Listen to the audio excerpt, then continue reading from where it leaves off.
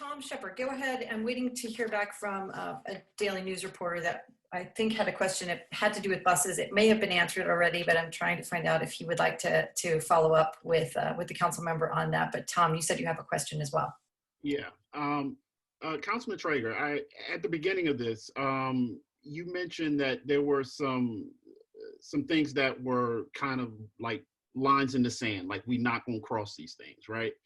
And I read an article that Governor Cuomo was suggesting making cuts to school aids in this. And what I know from my experience as a parent leader, as a PTA president, and just as a parent, is the fact that school aids in a lot of ways are kind of the glue and bubble gum that holds a school together.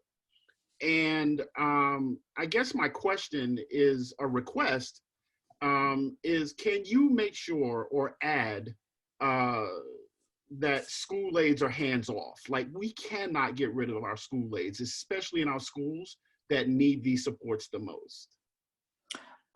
Thank you, Tom, for that excellent question. And as a former teacher, I agree with you 100% on the importance of school aids. They are a part of our safety net in our school communities. Many times they make up key components of our school community when there's shortages of supports for kids. And they actually maintain such great relationships with kids because oftentimes school aids are many times hired locally from the community at times, and they know the kids and know the communities very well.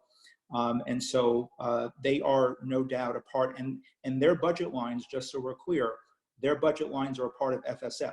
So this fight to preserve fair student funding, which is the city tax levy dollars that fund schools, which by the way is the largest funding stream a school relies on, that's a part of the fight. School aides, paraprofessionals, teachers for class size, guidance counselors, social workers. And just to point out also, we have made so many efforts in this past couple of budgets to fight for more social workers, to fight for more counselors.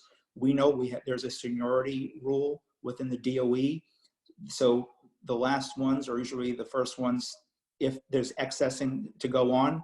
So many of those relationships that were built, those fragile relationships that were built, particularly about some of those renewal schools, where remember they were promised 100% fair student funding. I visited one in Queens where 500 students, mostly English language learners, the school hired a bilingual social worker that made a tremendous difference in that school community. She spoke both English and Spanish. She reached a traumatized student population that was never reached before.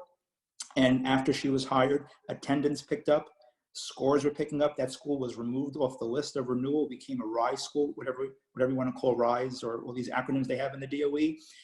The point is, all those relationships are now on the chopping block because it will be social workers and counselors and school aides that will be the first to go, because schools are not measured by the amount of trauma they address. They're measured by test scores and grades. And so principals, when they're going to be put into a situation of being assessed, they're going to cut art, music, social workers, counsel, all of the critical things that we know help close the achievement gap and help address the social emotional needs of our kids. That is what's at stake right now. So school aides are definitely a part of that social safety net in our school community. And I thank you, Tom, for that point. Thank you, Tom. Thank you, Council Member. We also